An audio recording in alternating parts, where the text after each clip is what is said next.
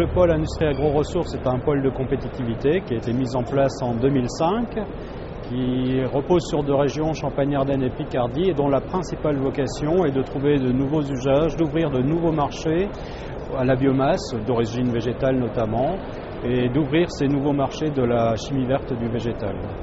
Alors Champagne-Ardenne et Picardie, tout simplement parce que déjà ce sont des régions fortement agricoles, où il existe déjà un tissu agro-industriel très développé, sucrier, amidonnier par exemple, et aussi déjà depuis 20 ans une forte implication des deux régions sur le financement de la recherche sur ces thématiques.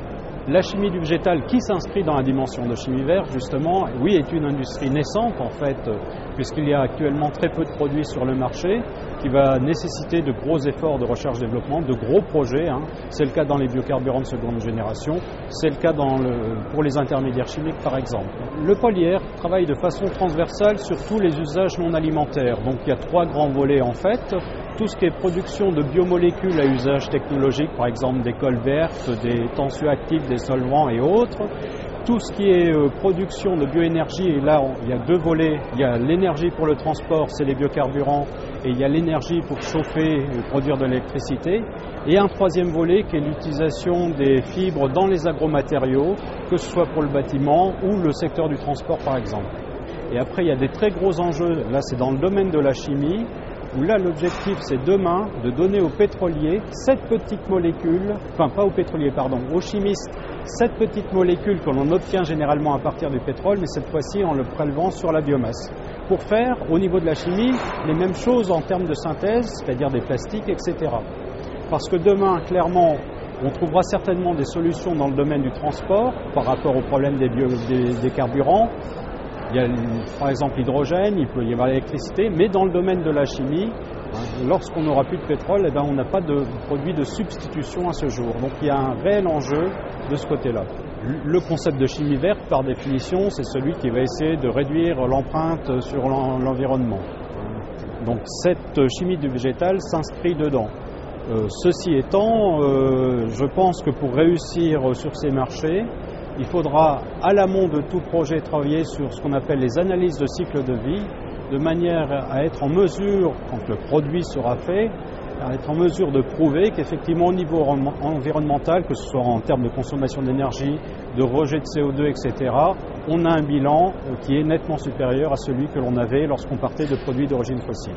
Il faut bien comprendre que dans la chimie verte, il y a 12 principes. Dans les 12 principes, il y en a, je dirais, 4 ou 5 qui nous intéressent particulièrement de la chimie verte.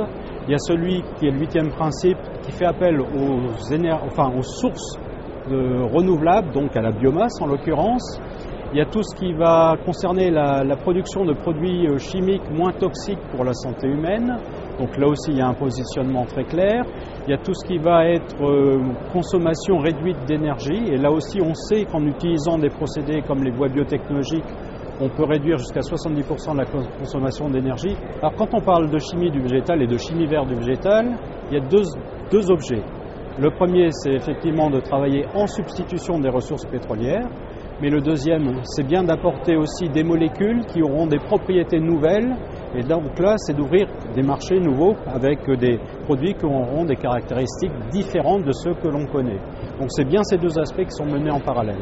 Concernant le développement de ces marchés de la chimie du végétal, on assiste actuellement à la mise en place d'un certain nombre d'unités industrielles. Ce qui est intéressant aujourd'hui, c'est que si l'on travaille par exemple sur les biocarburants de seconde génération où il y a de très gros projets, ou sur d'autres projets par exemple de faire de la pâte à papier à partir de paille, on va produire un certain nombre de produits à côté qu'on appelle des coproduits et qui eux vont trouver un usage nouveau dans l'industrie de la chimie. Pour ce qui concerne la directive REACH, en fait, nous on essaie de la prendre comme une opportunité, dans la mesure où il y a un certain nombre de molécules de la chimie classique qui sont appelées à disparaître. Donc notre objectif est bien de trouver en remplacement des molécules d'origine biomasse. Et d'ailleurs, dans le cadre du pôle IR, on a lancé une opération qui s'appelle VG-REACH, qui consiste à identifier, à partir des molécules qui seront interdites, quelles sont les possibilités de substitution et de les proposer aux industriels, de façon à ce qu'ils aient une solution de remplacement. Encore une fois, il y a différents types d'industriels dans une chaîne de valeur. Ceux qui sont en bout de la chaîne et qui essaient de répondre à une demande sociétale sont très demandeurs de ce type de produit. malheureusement, sur bon nombre d'applications, ces produits n'existent pas encore. Donc il faut aller se retourner vers le milieu de la chaîne, en fait le secteur de la chimie, pour créer avec eux ces nouveaux produits, pouvoir les offrir à terme justement à ces utilisateurs finaux. Donc sont demandeurs le secteur de l'automobile, le transport en général, le ferroviaire, l'avionique aussi qui demande des composites, le secteur de la plasturgie aussi avec tout l'aspect biodégradabilité des produits, mais aussi emballage, les emballages actifs pour l'alimentaire, le bâtiment également pour l'isolation, pour tous les aspects béton allégé par exemple, la construction en général. Donc vous voyez, secteur très large en termes d'application.